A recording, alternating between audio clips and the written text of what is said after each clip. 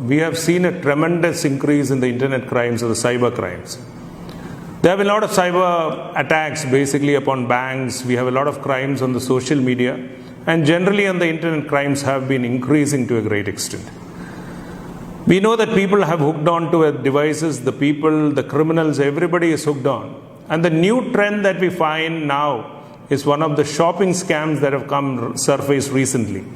We've got a lot of complaints on this aspect where advertisements for cheap electronic goods, supposedly to be sold through Flipkart and Amazon or Myntra, the reputed shopping apps, would be sent through social media.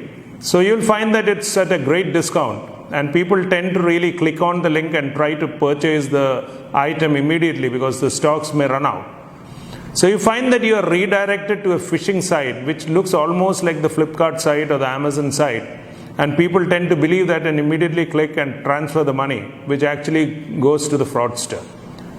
So basically we have received a lot of complaints from throughout the state that this scam is very prevalent now. It's widely spreading, and that's why we put out this advisory that you should be very careful while looking at the advertisements on the social media, because this will lead you to lose your money. It will lead you to a fraud site, a phishing site, which will ensure that you lose your money.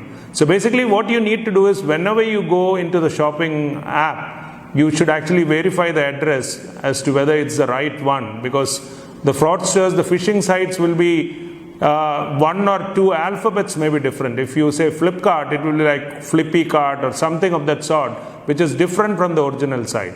So basically, whenever you are using the internet marketing shopping site, you should actually verify the address and see it's the correct one.